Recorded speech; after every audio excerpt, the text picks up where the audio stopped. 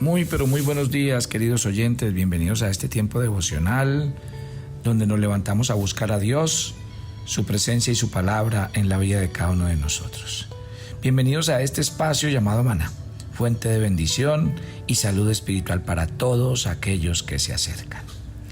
Estudiar 1 Corintios 15 es demasiado relevante en la vida de un cristiano. Si Cristo no hubiera resucitado, las consecuencias serían funestas. Los seres humanos estaríamos todavía en nuestros pecados. Mire que en este versículo 16 Pablo afirma su mejor argumento, porque si los muertos no resucitan, tampoco Cristo resucitó. Un Cristo muerto habría sido la principal consecuencia desastrosa de la cual surgirían todas las demás. Pablo menciona que si Cristo no resucitó, nuestra fe es vana, aún estáis en vuestros pecados. Y después de repetir la consecuencia, dice que a los creyentes de nada les serviría su fe, sería vana. El apóstol también apunta a otro resultado bien evidente de que los cristianos no estén, no crean en la resurrección, y es que estarían aún en sus pecados, exactamente igual que los paganos. Estaríamos metidos en el mismo barco que los incrédulos. Y Jesús ya había dicho, en vuestros pecados moriréis. O sea que si Jesús no resucitó entre los muertos, el pecado se alzó con la victoria sobre Cristo y por lo tanto continúa venciendo sobre todos los hombres. Si Jesús permaneciera muerto, entonces nosotros moriríamos también. Estaríamos muertos y condenados porque la paga del pecado es la muerte. Y si permanecemos muertos, entonces la muerte y el castigo eterno son la única posibilidad. Tan tremendo, ¿no? ¿Sí? Porque hay pasajes que son tan relevantes y porque hay cosas que simplemente los cristianos no podemos obviar. Pero Dios, dice Pablo, que levantó de los muertos al Señor, nuestro Señor Jesucristo, el cual fue entregado por nuestras transgresiones y resucitado para nuestra justificación, dice Romanos 4, del 24 al 25. Queda claro, si Cristo vive, nosotros también vivimos con Él. El Dios de nuestros padres levantó a Jesús, a quien vosotros matasteis colgándolo en un madero. A este Dios ha exaltado con su diestra por príncipe y salvador para dar a Israel arrepentimiento y perdón de los pecados. Dice Hechos en el capítulo 5 del 30 al 31. Entonces, la Biblia es muy clara. La resurrección de Cristo se convierte en nuestra piedra angular. Ahora, si leemos desde los versos 20 al 28, hay otra cosa importante de la cual habla el apóstol Pablo. Dice en los versículos: mas ahora Cristo ha resucitado de los muertos, primicia de los que durmieron, es hecho. Porque por cuanto la muerte entró por un hombre, así también por un hombre la resurrección de los muertos. Porque así como en Adán todos mueren, también en Cristo todos serán vivificados, pero cada uno en su debido orden. O sea que aquí el Señor está aclarando. Pablo reafirma la resurrección de Cristo. Dice: mas si ahora Cristo ha resucitado de los muertos, entonces es una verdad que nosotros debemos vivir y creer. Porque es un hecho, es un hecho. La resurrección a la que Pablo se refiere aquí es a la resurrección permanente. ¿Por qué hago esta aclaración? Porque tanto en el Antiguo como en el Nuevo Testamento hubo personas que murieron y que milagrosamente fueron devueltas a la vida. Pero ¿qué pasó con ellas? Aunque Dios hizo un milagro y resucitaron, esas personas volvieron a fallecer. Por eso es que a Cristo se le llama las primicias del resucitado. ¿Sí? ¿Y qué quiere decir esto? Que si Cristo había muerto y resucitado, también nosotros. Todo aquel que entregó su vida a Cristo y por quien Cristo murió, el día que muera tendrá la resurrección, pero será una resurrección eterna. Pablo lo explica hablando de Adán y hablando de Cristo. Mire que él dice que por medio de un hombre vino la resurrección de los muertos, hablando de Cristo. También dice que por la muerte que la muerte entró por un hombre, este es Adán. Y la enseñanza de Pablo habla de que Cristo en su resurrección nos está resucitando también a nosotros, porque la Biblia dice que Él murió, fue sepultado y resucitado como un hombre que pudo llegar a ser las primicias de todos los otros seres humanos que serían resucitados para gloria. Pablo continúa en el versículo 22 explicando esta gran verdad de la resurrección, hablando de la analogía del primer hombre, porque así como en Adán todos mueren, también en Cristo todos serán vivificados. Del mismo modo que Adán era el progenitor de todos los que mueren, asimismo Cristo de todos los que resucitarán para vida. Esta es la gran verdad de la que está hablando el apóstol Pablo. Él dice que los que están identificados con Cristo, todos los que han nacido de nuevo, están sujetos a la resurrección para vida eterna por causa de la obediencia de Cristo. Y que en Adán todos han heredado una naturaleza de pecado, por tanto todos mueren. En Cristo, todos los que creen en Él han heredado la vida eterna y serán vivificados en el cuerpo llenos del Espíritu Santo. Romanos 5:19 dice, porque así como por la desobediencia de uno, los muchos fueron constituidos pecadores, así también por la obediencia de Cristo los muchos serán constituidos justos. Bien, entonces la Biblia habla de un asunto de ¿qué? De confianza, de en quién hemos creído. Por eso es tan importante el nuevo nacimiento. Y por eso quiero decirle a toda la familia Maná, tengan mucho cuidado con este tema, porque recuerden que usted hasta el día en que se muere tiene la oportunidad. ¿Cuál oportunidad? La oportunidad de que haya tenido un encuentro con Cristo, de que usted haya reconocido que es un pecador y se haya arrepentido de sus pecados y haya vivido el evento del nuevo nacimiento.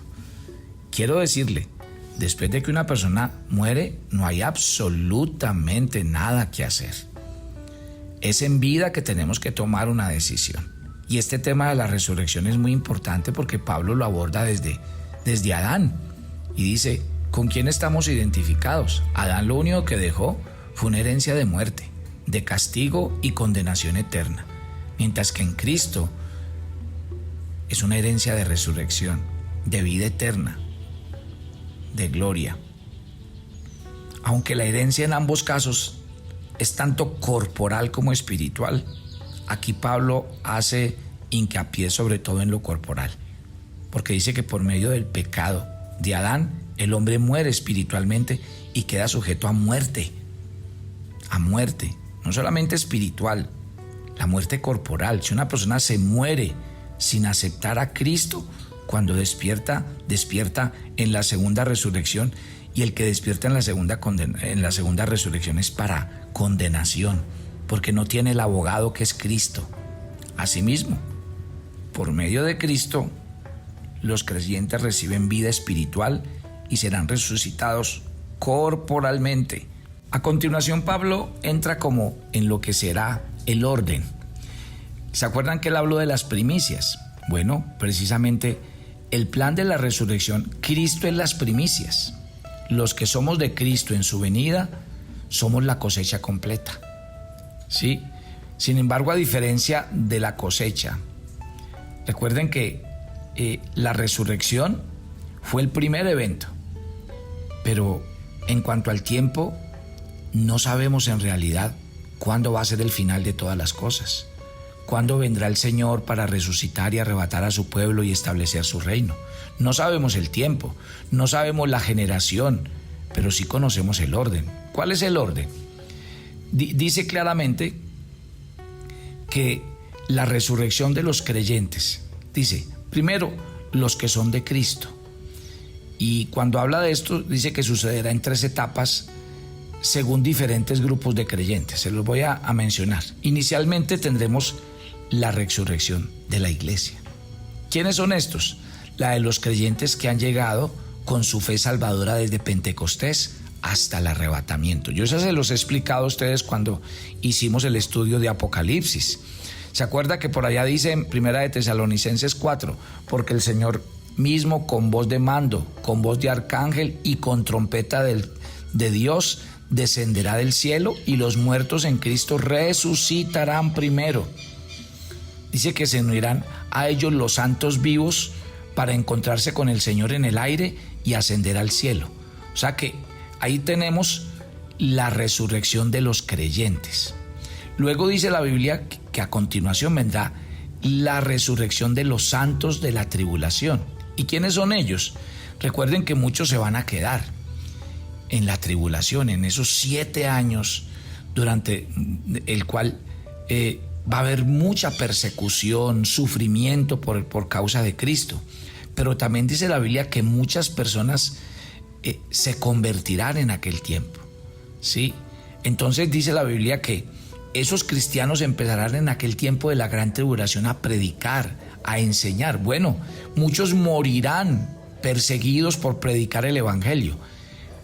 A ellos me refiero cuando digo la resurrección de los santos de la tribulación. Porque al final de ese periodo, todos los que hayan puesto su fe en Cristo resucitarán para reinar con Él durante el milenio. Así lo dice Apocalipsis 24.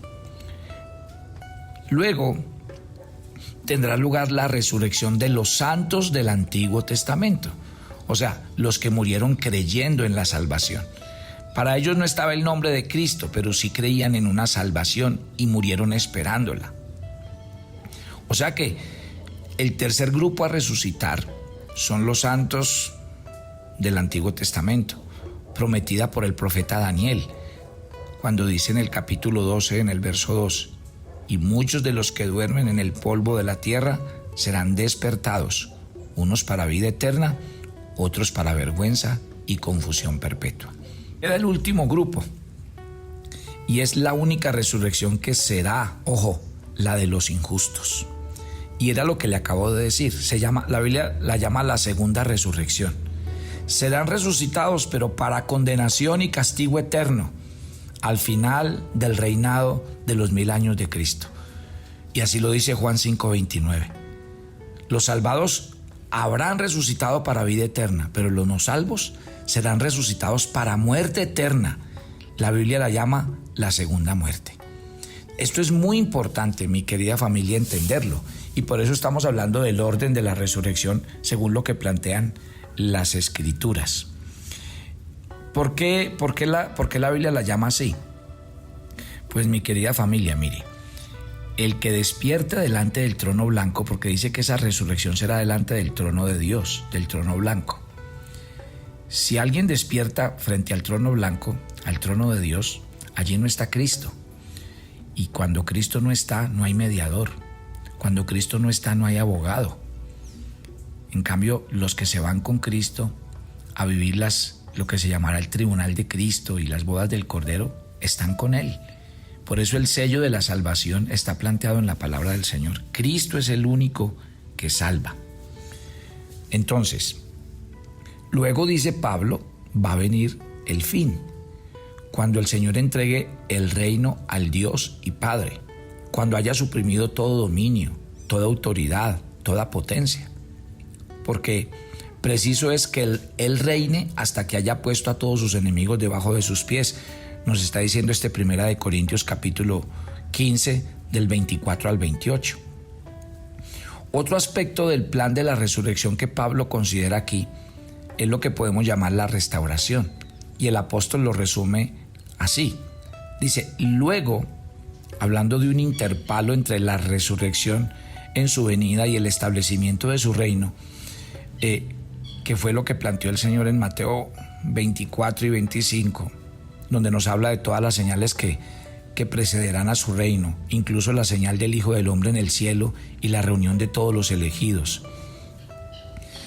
Nos habla del tiempo final. Dice, todo será completado, consumado, cumplido, en la culminación de las edades, cuando entregue el reino al Dios y Padre, y todas las cosas serán restauradas como fueron originalmente diseñadas y creadas por Dios. En el fin, serán como fueron en el principio. ¿Por qué? Porque ya el pecado habrá desaparecido. Dios reinará de forma suprema, sin enemigos, sin retos. Entonces, la acción última de Cristo será la conquista permanente de cada enemigo, de todo dominio, de toda autoridad, de toda potencia. Quedarán destruidos para siempre, para no volver a existir, para no volverse a oponer a Dios ni para engañar. La tarea final de Cristo, la entrega del mundo a su Padre, será llevada a cabo a lo largo del período de los 1000 años, durante el reinado milenario de Cristo en la tierra. Mire que así lo plantea la palabra del Señor. Cristo volverá a recuperar la tierra que Él creó y que le corresponde por derecho propio. Cuando usted lee Apocalipsis 5, describe al Hijo recibiendo como en su derecho el título de propiedad de la tierra. Sale para tomarlo del que lo usurpó, para Él entregárselo al Padre. Y al hacerlo, aplastará toda rebelión, controlará a todos sus enemigos, porque preciso es que Él reine, ya que Él ha puesto a todos sus enemigos debajo de sus pies. La figura de poner a todos sus enemigos debajo de sus pies procede de la práctica común de los reyes y emperadores de los tiempos antiguos, de sentarse siempre sobre un trono por encima de sus vasallos, de forma que cuando los vasallos se inclinaban, estaban literalmente debajo o más abajo de los pies del soberano.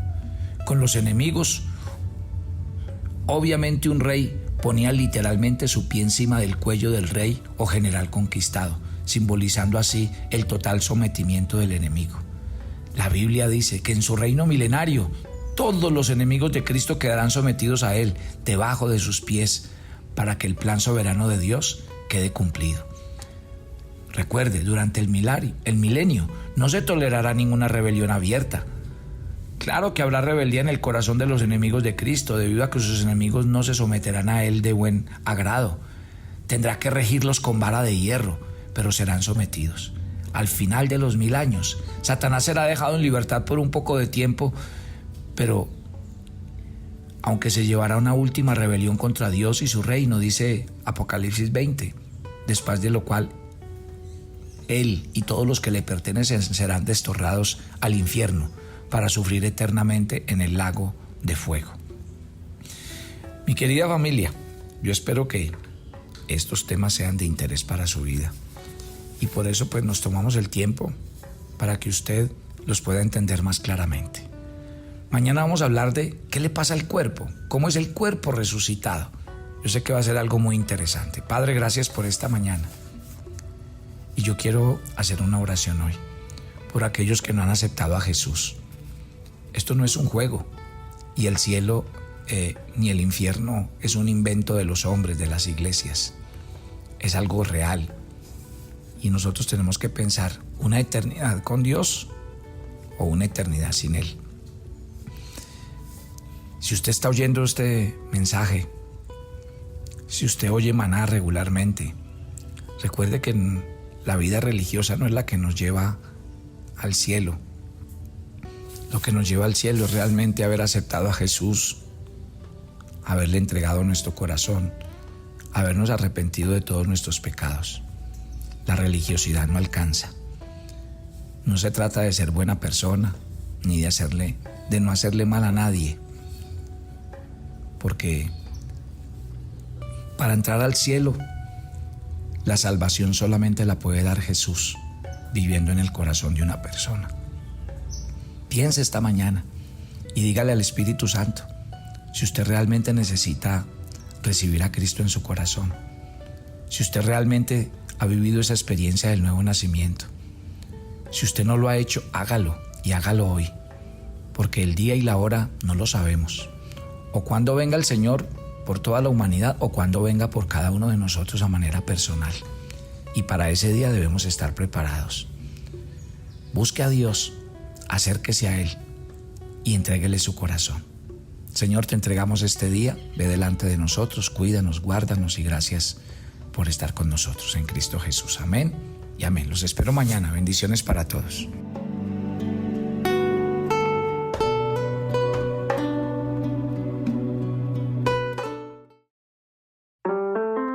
Toma tu agenda devocional Maná. El pasaje sugerido para la lectura en tu devocional personal el día de hoy es Hechos 21, del 1 al 16. Pablo estuvo dispuesto a sufrir y a morir por amor a Cristo. ¿Y tú ¿Qué estás dispuesto a hacer por amor a tu Salvador? Te invitamos ahora a que respondas las preguntas que encuentras en tu agenda que te llevarán a conocer cada vez más a Dios y crecer en tu vida espiritual. Y para confirmar tus respuestas, visita nuestra cuenta de Facebook Devocional Maná.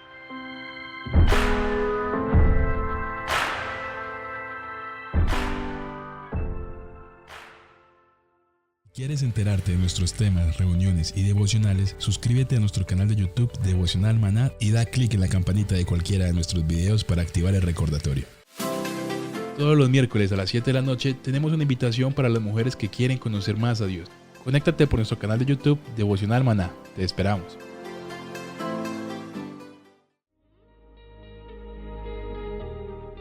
El maná era diario. Se recogía muy temprano en la mañana. Cada uno recogía según su necesidad y se recogía por familias. Pero muy buenos días. Bienvenidos a este tiempo devocional donde nos levantamos a buscar a Dios, su presencia y su palabra en la vida de cada uno de nosotros. Maná, el alimento espiritual diario que no puede faltar en nuestras vidas. Conduce Carlos Ríos.